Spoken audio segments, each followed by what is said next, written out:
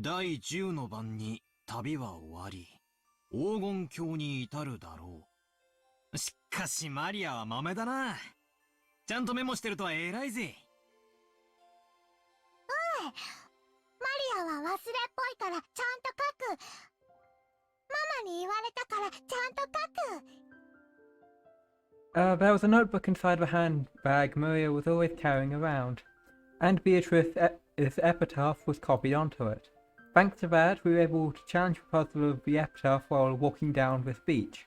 Jessica and S had already tried to solve it several times and had already gotten bored of it. However, since this was the first time for me, I was so excited that I couldn't stop. It really tickled my sense of adventure. まず1行目。懐かしき故郷を貫く鮎の川か。じい様の故郷ってどこだっけ？戦前の後ろ宮家は小田原のあたりに屋敷を構えてたって聞いたぜ。で、となりゃ小田原に流れてる鮎の泳ぐ川に関心がいくわけだろ。まずはその川が起点になるからな。んで、黄金鏡を目指す者はそいつを下って鍵を探せとあるわけだ。小田原にある川ってなんだ？鮎が泳ぐ川だぜ。小田原で鮎って言ったら早川だろうね。渓流釣りで有名だよ。マリア魚嫌い。マリアももう少し大きくなったらわかるぜ。鮎の塩焼きをベロベロベロってな。うまいぜ。さっき飯食ったばっかりだってのに、もう腹が減ってきちまうぜ。ビスケットでもお持ちしましょうか？ Weren't they cookies last time? ああ、悪い悪い。そんなつもりで言ったんじゃないぜ。気にすんな。Shannon was safely keeping us company since she didn't have any afternoon chores for a while. I thought that, since she's a servant, accompanying us would force her to take care of us and tire her out, but that didn't seem to be the case for her. On the contrary, she seemed to enjoy joining in on a conversation with people close to her age. When I asked, I heard that she was sort of a worker whose room and board were supplied by her employer. So normally the only person close to her age was Jessica. Yes, I can imagine how that might be pretty dull. さて、小田原で鮎の川って言えば早川だってことは分かった。となりゃ下るしかねえよな。早川を下ると何があるんだろうな。Because they're on the island, it might be the Hawakawa might be some sort of pun relating to something on the island they're currently on, but I have no knowledge of Japanese, so I wouldn't have any idea. 下流に出て海に出ると思います。Or that. そうさ、河口部に出る。そして碑文の3行目には川を下ればやがて里ありとあるな。ちなみにそういう河口部は大抵大昔から輸送の要衝になってて大きな都市があるもんさ。ここが次のチェックポイントだな。なかなかいい筋だね。バトラ君の想像通り、そこは大昔にとても栄えたことだよ。小田原城があるところだね。修学旅行で小田原城に行った気がします。素敵なお城でしたよ。ああ、私も小田原城だったぜ。洋館に住んでてなんだが、やっぱり日本人は和風の方が落ち着くよな。マリアお城退屈。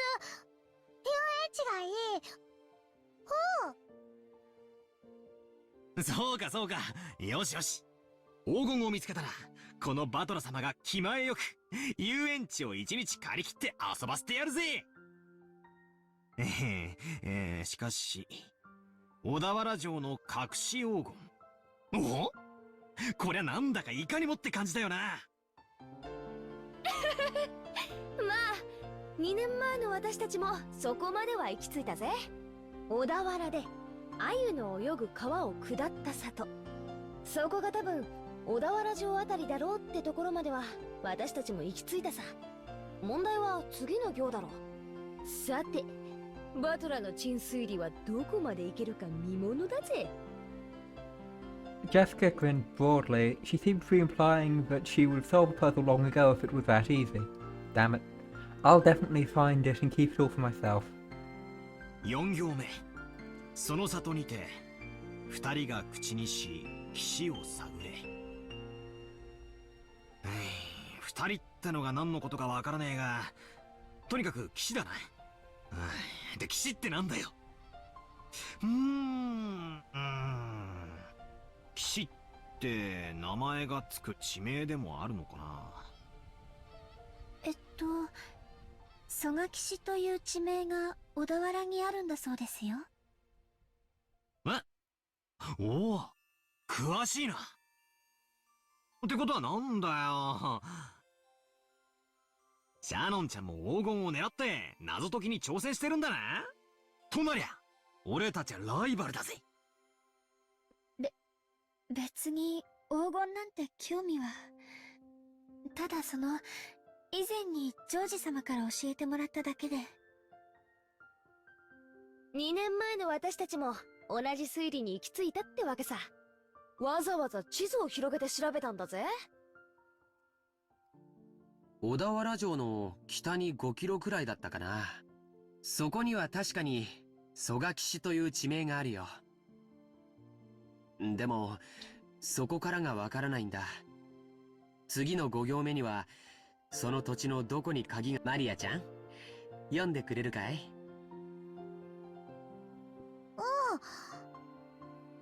そこに黄金鏡への鍵が眠る。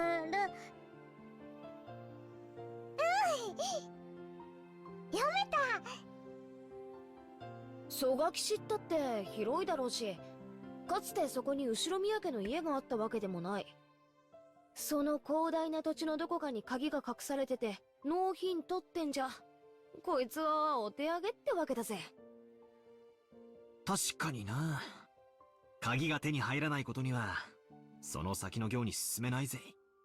ジョージ兄貴、蘇我岸ってのはどんなとこなんだ？さあね、行ったことはないからわからないけど、地図によると山の中みたいだよ。確か浅間山の山麓みたいだったね。なんだかパッとしねえな。宝のありかを隠した謎ってのはもっとぴったりとハマるもんじゃねえのかよ。どうも蘇我岸ってのがそもそも間違いって気がするぜ。私は蘇我岸を疑ってるぜ。私たちが知らないだけで、例えばじいさまの子供時代を過ごした家とかがあるかもしれないだろ。1行目に懐かしき故郷をって行があるくらいだもんな。But my problem with his beloved hometown is it's both his and it's got to be beloved, so it could be what he considers to be his hometown, not the actual one. シャノンはじいさまによく酒とか継がされてたろ。 And for that we'd need more information. 昔話とか聞かされたことないのか？親方様は昔の話はほとんどされません。ただ後宮家が滅びかけた関東大震災について非常に人事のように話されることがありましたので、関東地方よりずっと遠方にお住まいだったかもしれません。後宮本家は小田原に住んでたかもしれないけど、分家はその限りじゃなかったろうね。おじいさまはよく自分のことを分家も分家、跡継ぎに最も縁遠かったと言われるくらいだからね。ってことはつまり懐かしき故郷ってのがすでに小田原じゃない可能性もあるってことだな。じいさまの故郷なんて聞いたこともないぜ。聞いても素直に教えちゃくれねえだろうしよ。懐かしき故郷というのが後宮家のルーツを指さないのであれば、小田原説は初めから間違ってることになっちゃうね。もちろん蘇我騎士の疑いが晴れたわけじゃないけれども、例えば幼少の頃を小田原で過ごし、その後遠方へ引っ越した可能性もあるだろうし。おお、さっきから何の話かわかんない。ほう。 Maria had been completely left out of the conversation and now sat puffing out her cheeks in boredom. つまりだな。黄金すごろくの最初のスタート地点が決まらないことには、何も始まらないってことだぜ。いや、最初の5行で見つかるのは鍵だろ？鍵なんてなくても、扉はぶち壊して入ることだってできるはずだぜ。とりあえず最初の5行をすっ飛ばして、その先の推理に入ってもいいんじゃねえか？おお、その発想はなかったぜ。まあいいや、どうせ暇つぶしなんだ。続きを聞かせろよ、バトラの推理。でもその先からは急に物騒になるんですよね。 Shannon frowned slightly. After looking back at Maria's notebook to recall what was written there, yeah, I was forced to agree. 第1の番に、鍵の選び師6人を生贄に捧げよう。か。So I am thinking the key's on the island because it has to be present to choose the sacrifices. いきなり物騒になるな。Of course, it doesn't have to be, but it's easier if everything is on the island. 第2の番には寄り添う2人を引き裂けときたもんだ。 Okay, that... I don't know about the characters' relationships, but it might be like the husbands and wives back at the building. I've thought about this a bit. Most of this stuff is just what's going to happen. And the effect, it gets interesting when you've got to start gouging stuff, I think. 恋仲を破談させるのか、文字通り引き裂くという意味なのか、わかりかねるけど、どっちにせよ気持ちの悪い話だぜ。その第2の番の解釈を別にしても、第1の番に6人、第4の番から第8の番までで5人。少なく見積もっても11人が生贄にされなきゃならない。Mm. ベアトリーチェが蘇るための生贄。なるほど。魔女復活のための生贄か。But if everything goes as planned, the witch is both revived and then forced back, and everyone is revived instead? そういう解釈にもなるな。その結果、第9の番に魔女が蘇って、最後は極めつけだな。第9の番に魔女は蘇り、誰も生き残れはしない。結局はみんな死んでしまいます。I haven't paid too much attention to this, though. それでようやく次の第10の番にゴールってことになってんな。みんな死んじまうのに黄金鏡へ至るだろうって言われても困ったもんだぜ。鍵を手に旅に出た当人も生き残れないに含めるのかどうかは解釈の分かれるところだね。しかしよ、最後のところには面白いことが書いてあるぜ。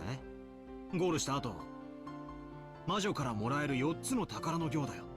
一つは全ての黄金。問題は次だ。全ての死者の魂を蘇らせるとあるぜ。みんな死んじまったっていうのとかけてるような気がしねえか。それを言われれば、次の失った愛すらも蘇らせるという第2の番の寄り添いし2人を引き裂けにかけているようにも見えますね。そうだね。そして4つ目も第9の番にかけてある。第9の番に蘇った魔女を4つ目の宝が再び眠りにつかせている。好意的に解釈すりゃ、死んだり別れさせたりと忙しいが、最後には全部チャラになるわけだな。目覚めた魔女も再び眠るし、手元にはたっぷりの黄金だけが残るって寸法だぜ。死んだり蘇らせたり、別れさせたりくっつかせたりと、魔女様はお忙しいこったな。ついでに起きたり眠ったりな。やれやれ。せっかくの隠し黄金の話も、魔女の話が絡んじまうと急にうさんくさくなっちまうぜ。違いないな。I laughed along with Jessica. After all, the idea of a witch was just too ridiculous. Of course, once we started laughing like that, Maria, who believed in the witch, got angry. 魔女はすごい。魔法で何でもできる。殺すことも、生き返らせることも、愛を与えることも、奪うことも。空も飛べるし、姿を透明にできるし、黄金もパンも生み出せる。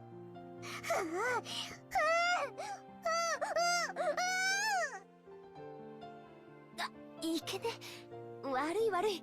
冗談だよ。Jessica apologized, sticking out her tongue, but Maria didn't accept it. She grabbed her notebook back out of my hands and opened to some other pages, tried to prove that a witch existed. Those pages had colourful drawings of witches on them, and well conveyed the fantastical image Maria had of witches. It wasn't normal sinister image of a crooked-nosed hag flying around in a broom, but a dreamlike person with unnatural powers who could do anything but wore a beautiful dress. It was just what you'd expect from an imaginative young girl. Flitting through the sky, crossing a rainbow, dancing around all night with a teacup and a teapot that would never get empty no matter how much you poured out of it. With a flourish of her staff, the stars in the sky would become candy and pour down, and flowers that produced sweets would bud by the roadside. To Maria, witches were the only concept that could embody the magical dream that so captivated her. As she grew older, it was the last remaining thing that gave richness to her dull and plain everyday life. That's why Maria believed in witches. She didn't want the dream of hers to be tarnished. That's why she didn't want anyone to tarnish the epitaph which affirmed the existence of witches. Because the witch named Beatrice is Maria's dream. マリアちゃんにとっては、これは黄金の隠し場所を示すものじゃなくて、魔女を蘇らせるための魔法なんだって。So it was a single link between Maria and the witch. Maria was very angry and clung to George. Jessica and I scratched our heads and apologized. It might not be possible to smooth things over again like the time she got mad in front of a portrait. Maria didn't seem willing to be easily consoled. Unlike Jessica and I, who hung our heads wondering what to do, Shannon timidly opened her mouth. マリア様、ご存知ですか？私たち使用人の間では、ベアトリーチェ様の怪談が語り継がれているんですよ。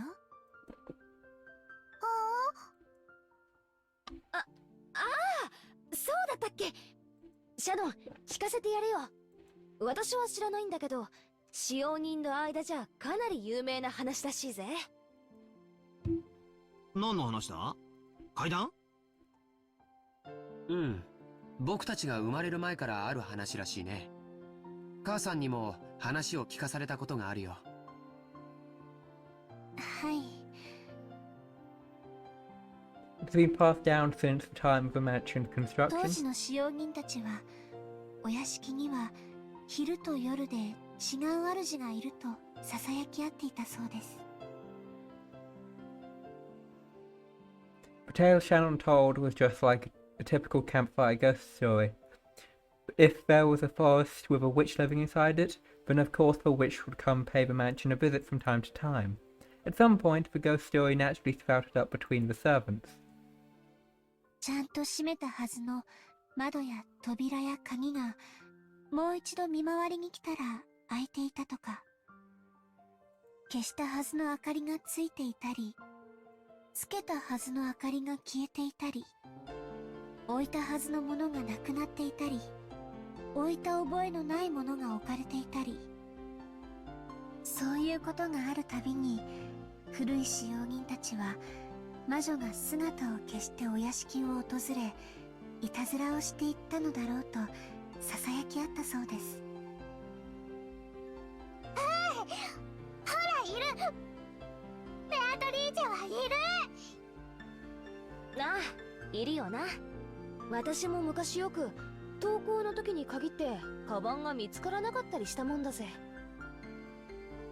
Maria puffed out her chest with an ooh-ooing as she thought this was final proof of a witch's existence. If I opened my mouth, Maria would probably be hurt again, so I didn't. I mean, you hear this kind of story everywhere. Depending on the place, they might blame it on a dwarf or an elf. The only difference is that they call it a witch on this island. Of course, walking around in a vast elegant mansion at night would be a little unsettling. It's an island devoid of people. Since the mansion is so drafty, walking around on the night of a thunderstorm would certainly be eerie. 他にも鬼火や輝く蝶々が舞っているのを見たという使用人も、カノン君もそれらしいものを以前夜の見回りの時に見たことがあると言ってました。あと最近ではお屋敷の中で深夜に不思議な足音をよく聞くと使用人の間で話題です。私たちは肖像画の中のベアトリーチェ様が姿を消してお屋敷の中を散歩しているんだろうとささやき合ってるんですよ。ずいぶん前ですが、私もそうかもしれない足音を夜の見回りの時に聞いたことがあります。ひゅー、そりゃ怖えな。怯えることはないんですよ。ベアトリーチェ様は親方様とは異なるもう一人のお屋敷の主です。だから変に怯えたりしないで敬意を持っていれば決して悪いことはしないのだそうです。ただし、敬意を持たないと恐ろしいんだったね。はい。私が勤めを始める直前に階段を転がり落ちて腰に大怪我をして辞めた方は、ベアトリーチェ様のことを悪く言っていたそうです。だから使用人たちは、ベアトリーチェ様のお怒りに触れたのだろうと噂し合ったそうです。バトラとジェシカ、きっとお怒りに触れる。わあ、悪かったぜ。お怒りに触れちゃたまるねえ。謝るよ、マリア。もちろん魔女様にも謝るぜ。ベアトリーチェ様、ごめんなさい。よそ者のザレ言と思って勘弁してやってください。私も謝るぜ。ベアトリーチェ様、ごめんなさい。これで魔女様、私たちを許してくれるかな？ No, no she won't. わかんない。魔女は気まぐれだから、許してくれるときは許してくれるし、許さないときは許さない。それは困ったね。マリアちゃん、バトラ君とジェシカちゃんがベアトリーチェ様のお怒りに触れないようにするいいおまじないとかないかな？ A gun. 何か魔除けとかさ。By relying on Maria, who was proud of knowing the most about witches, George was trying to revive her self-esteem. Once again, I've got to admire his ability to calm down kids. After taking a moment to cross her arms and seriously ponder whether there might be a charm that could save us, she started flipping the pages in her notebook.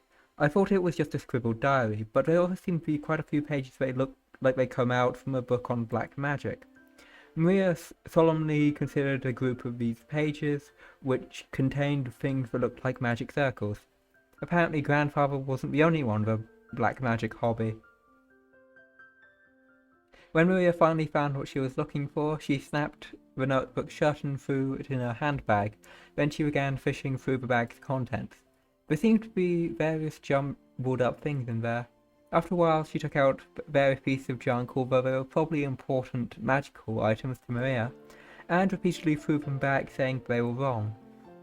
It was a little humorous, just like when Doramon took out the wrong tool.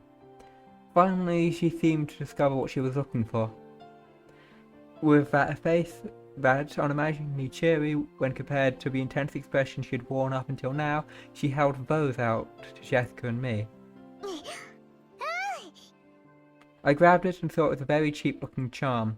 It looked like a bracelet made from plastic rosary, with a scorpion-themed medal attached.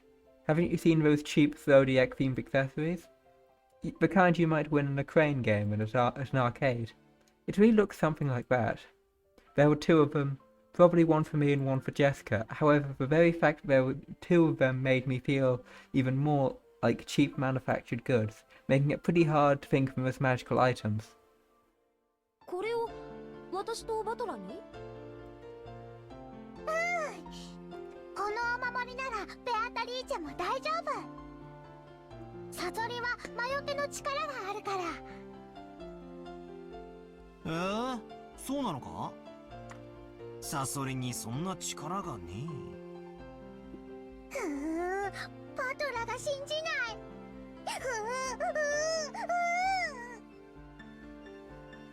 I'd said too much again and angered Maria again. Maria took out her notebook again, pointing out various pages. She went on and on about how Scorpion had such incredible holy power that it could be used in magic-repelling magical circles since ancient times. 他の使用人の子から聞いたことがあります。サソリって魔術では魔除けのシンボルとして描かれることもあるんだとか。へえ、そうなのか。サソリは悪い魔法や災厄から守ってくれる。そしてエメラルドは心に平和をもたらしてくれる。だから二重で効果がある。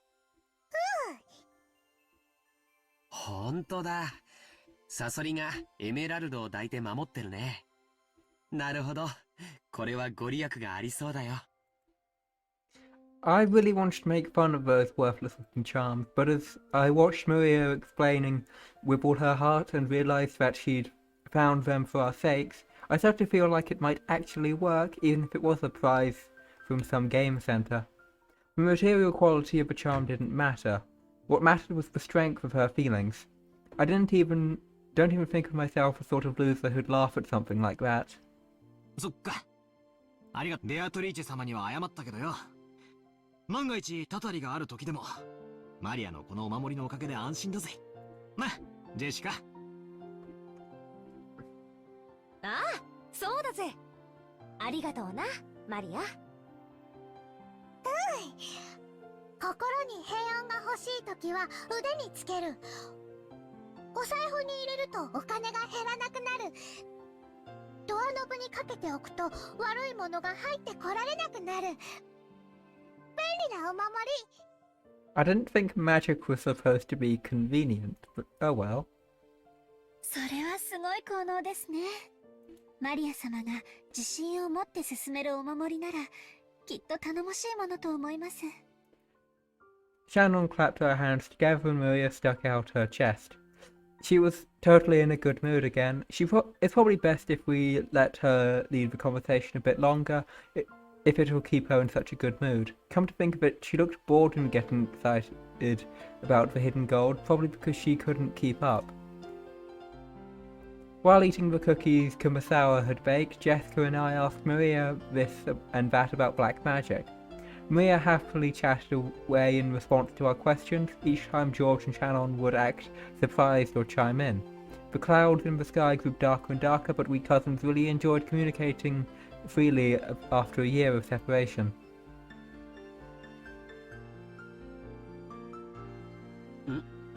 今、額にポタって来なかったかい？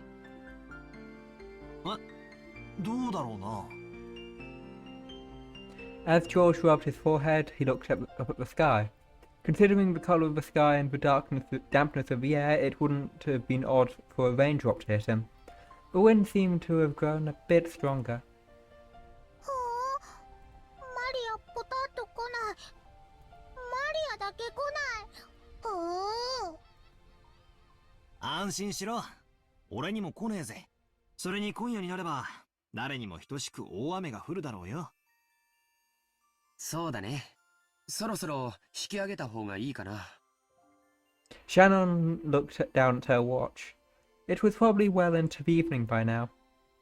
もう仕事に戻る時間かよ。はい。皆様と一緒で楽しい時間を過ごさせていただきました。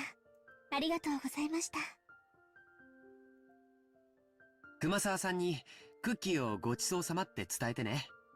さあみんな、片付けを手伝おう。Shannon declined our help, saying that this was a servant's job, but picking up a dropped fork before the waitress is like my purpose in life. We folded up the blankets and gathered up the trash, and helped clean everything up. ゴミが逃げる。そいつは逃がさないぜ。マリアより先にいただきだ。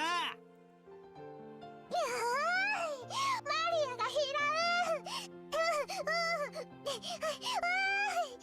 う。マリア、靴を濡らすなよ。怒られるぜ。To Maria, chasing after some trash sent flying by the powerful winds was just another game. By the time we finished, the wind was blowing pretty strongly. Probably a good time to head back. 皆様のおかげで助かりました。ありがとうございました。もう本当に時間がないみたいだね。先に戻っていいよ。George perceived from her hurried appearance that that very little of her free time was left. 源氏さん、時間には厳しい人だからな。定時に持ち場についてないと厳しそうだぜ。また後でね。お仕事頑張ってね。はい。それでは失礼させていただきます。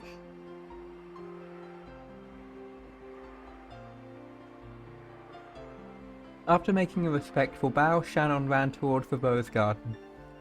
ほんじゃ、俺たちもゲストハウスへ戻ろうぜ。テレビでも見てくつろがせてもらうさ。テレビ見る。テレビ見る。なら決まりだな。戻ってみんなで一緒にテレビでも見ようぜ。Maria, who wasn't done having fun, agreed to watch television was mentioned. We climbed up the gentle stairs and returned to the rose garden.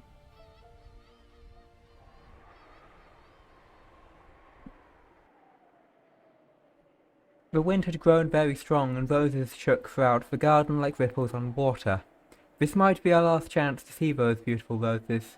I bet tonight's typhoon ruins them. バラ、今夜の風でやられちまうかもしれないな。そうだな。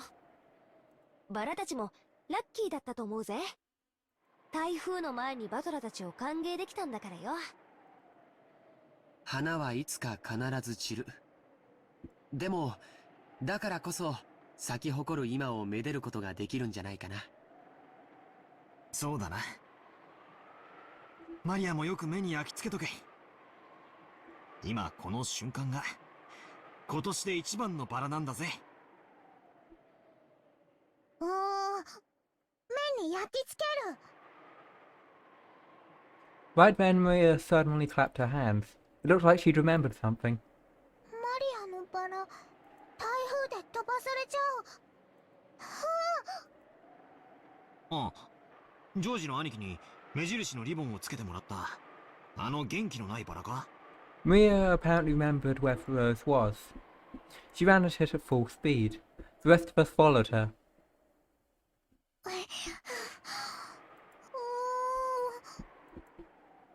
あれはどこだったっけな。確かこの辺だったと思ったぜ。Did the witch steal it? We searched everywhere around the area, but it was only a single flower among all these roses after all. Even though we knew it was somewhere close by, we weren't able to find it. The winds making the typhoon's front lines made roses throughout the garden undulate. It was almost like it was teasing us by making the location of Maria's rose impossible to find. ここじゃなかったかな。少し手分けをして探してみようか。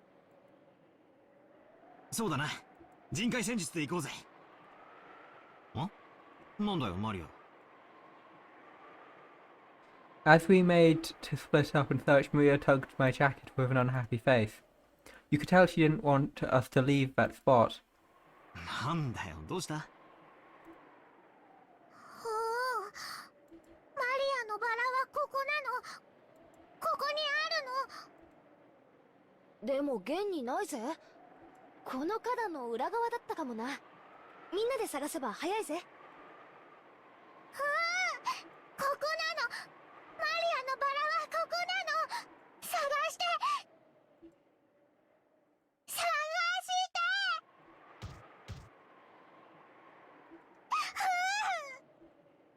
Maria stomped her feet in irritation.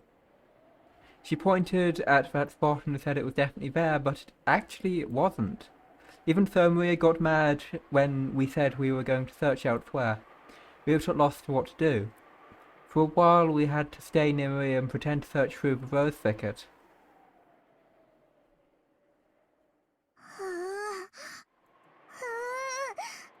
ない。ない。ない。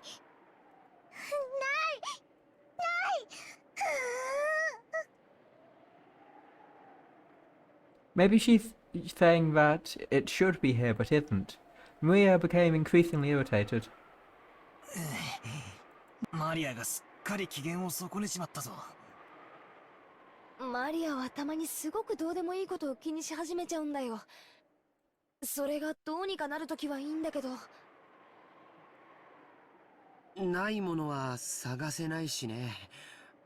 困ったな。Just as when we were at a loss for what to do, Maria called out in a loud voice.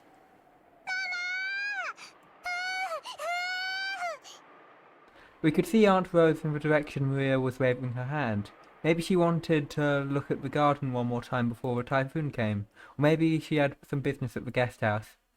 Aunt Rosa was coming from the mansion. She quickly noticed her daughter's voice and came over. あらあら、どうしたのみんな。何か探し物なの？探して。ママもマリアのバラを探して。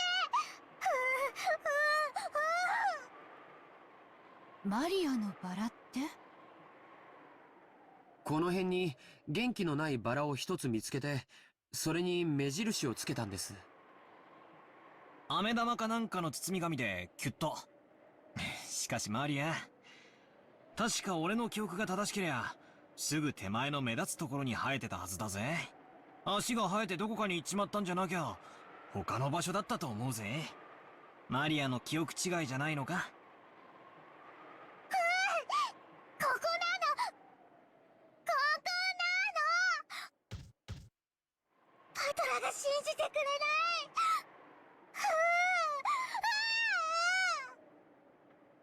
そのうー言うのをやめなさいって何度言ったらわかるの？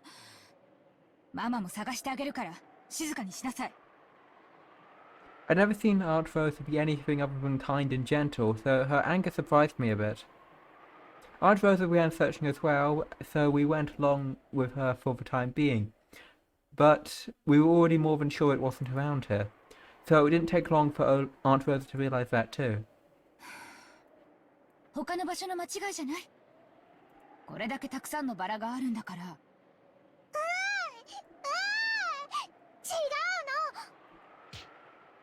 ここにあるの。ママも信じてくれない。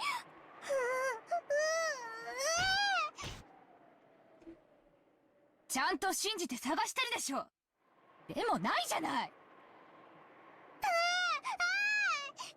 ここなの。ここにあるのにないの。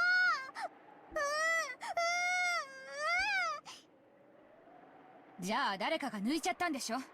とにかくそのうー言うのをやめなさい。マリアのバラ抜いたの誰？抜いたの誰？ At random thought, what if the rose happens to be the key? 返して返して。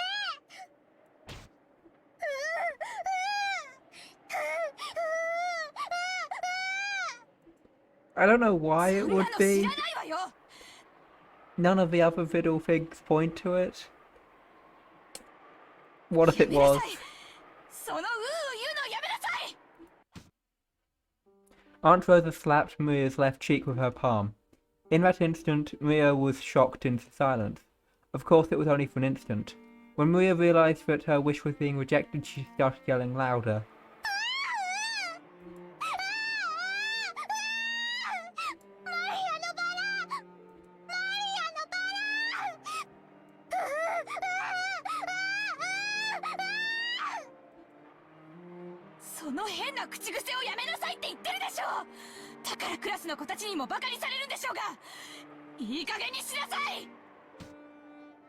Once again, her palm slapped Maria's cheek.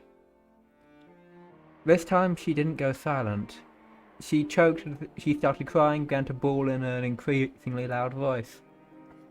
Aunt Rosa was clearly irritated and lifted up her hand once more to try to shut her daughter up. ローザおばさん、まあまあその小さい子供のことですし、そんなマジになんなくても。I tried to cut it with a bitter smile, rubbing my hands together, but Aunt Rosa glared at me in a serious face, and I realized that I should have stayed out of this.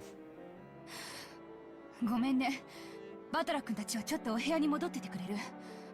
おばさんはマリアとちょっと話があるの。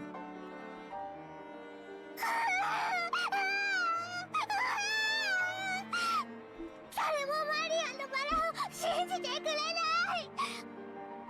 ここにあったのに。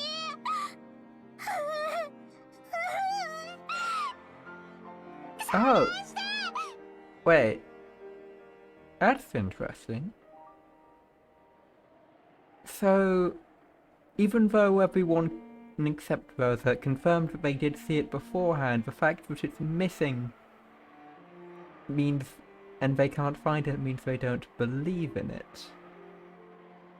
I don't know why I'm circling the word believe with my mouth, you can't see it.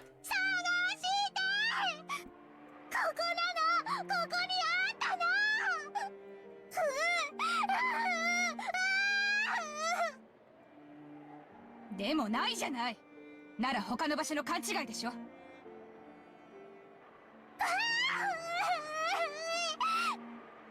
なの。絶対にここなの。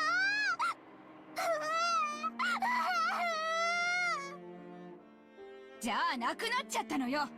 諦めなさい。どうしてマリアのバラがなくなっちゃうの。どうして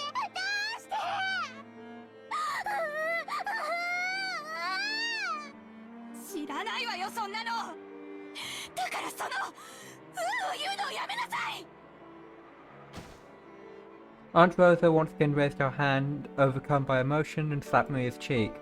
It was strong enough to knock Maria over.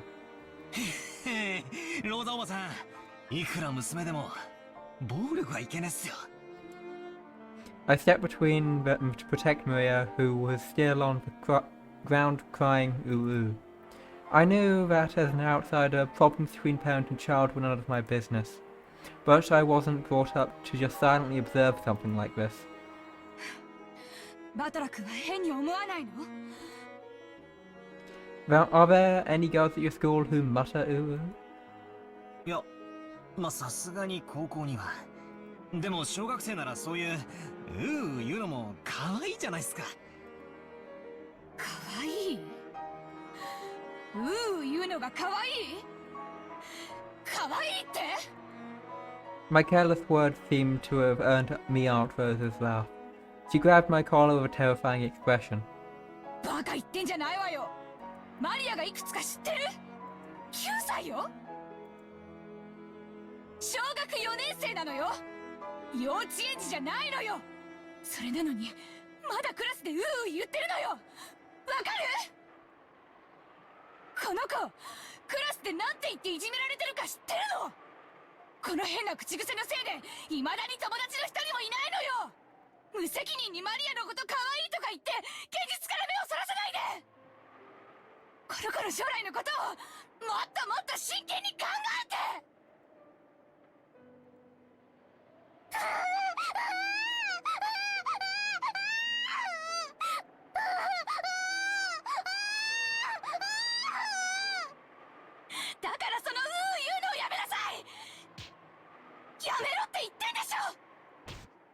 Aunt Rosa struck Maria's quivering head, from which an increasingly unhappy voice was rising. I tried to stop it, but Aunt Rosa pushed me away. My back hit George. 昔はローザおばさんもマリアちゃんの幼児言葉の一つだくらいにしか思わなかったんだけど、小学校の中学年になっても治らないのを最近はだいぶ気にしてて。別にどういう言葉遣いをしようと関係ねえだろ。そのまま社会人にはなれないよ。だから見ていて気持ちのいい光景ではないけれど、これはおばさんたち親子の問題なんだよ。まあ私もこの言葉遣いのせいでよくお袋に怒られるけどよ。When they put it that way, maybe even a scene as pitiful as this isn't something an outsider like me should butt in on. バトラ君だって小さい頃悪い癖が治らなくて怒られたことがあったんじゃないかい？まあ一つや二つは。授業参観の日に人前でずっと怒られてた時は恥ずかしくてたまらなかったぜ。じゃあ今のマリアちゃんたちの気持ちはわかるよね。僕たちにここにいてほしいとは思わないんじゃないかな。ジェシカちゃんにもわかるよね。怒られてるところを誰かに見られてえとは思わないぜ。行こう。ゲストハウスへ戻ろう。そしてマリアちゃんが戻ってきたら何事もなかったかのように迎えてあげようよ。それが一番じゃないかい。We thought George's point was probably a reasonable one, and that we may have been too eager to use that reasonable-sounding argument as justification to retreat from this heart-rending scene. Jessica and I nodded at George, and we all left. We called towards Maria, telling that we were going to head to the guest house, but she didn't seem to hear, and we felt sort of guilty and shameless after saying that. それなら好きなだけ一人で探しなさい。ママは知りません。探す。マリアが一人で探す。ママが知らなくても探す。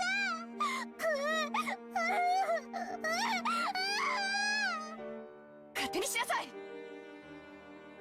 After blasting her with those last few words, Rosa spun on her heels and quickly returned to the mansion.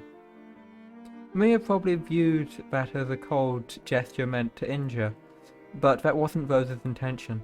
It was because the hand which she had so emotionally struck Maria's cheek was still numb. It's because if she stayed there screaming, she might have taken over her emotions and continued slapping her daughter's cheek over and over. After Rosa left, Maria was left alone in the rose garden. The wind began to blow stronger and stronger, and every once in a while a raindrop would fall on her forehead. However, Maria didn't leave that place, not until she found the poor wilting rose. It had definitely been there. Even so, it wasn't. Even though she knew the place, and even though it had been there, it wasn't. Maria bitterly stared at the place that was supposed to be and thought frantically. Maybe the angle I'm looking from is wrong. Maybe the height I'm looking for is wrong. While gazing at a single point, Maria repeatedly stood up, changing her position, and continued to stare. The wind was getting stronger and stronger, but Maria kept looking for that rose in front of the flower bed.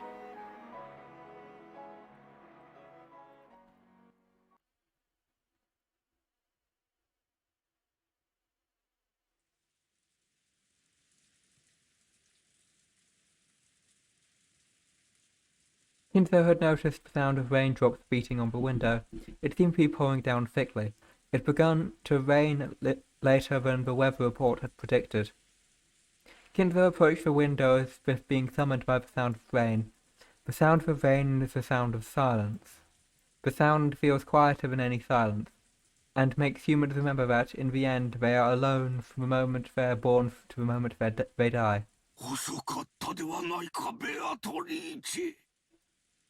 Were those words directed at the rainy sky? There was no one to be seen in the direction of Kinzo's gaze. さあ、始めようではないか。私とお前の奇跡の宴を。今こそ、この島は現世より切り離された。もう誰も私の儀式の邪魔をすることはできぬ。お前にふさわしい生贄は十分にあるぞ。息子たちが4人、その伴侶が3人、孫たちが4人、私に、客に、使用人たち。どれでも好きなだけ食らうがいい。運命の鍵は悪魔のルーレットに従い生贄を選ぶであろう。そのルーレットが私を選ぶならば、私すらもお前の生贄となろう。だが、だからこそなのだ。それだけの狂気をかけるからこそ、私は必ずや偉大な奇跡を起こすだろう。さあ、好きなだけ食らうがいい。私はそのルーレットに打ち勝つだろう。さあ、すべてを落とすぞ。まずは後ろ宮家の家督を返そう。受け取るがいい。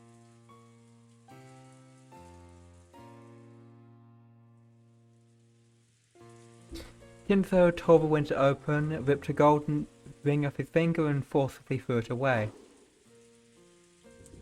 At the time, the sound of thunder rang out, giving the illusion that the lightning had accepted the ring.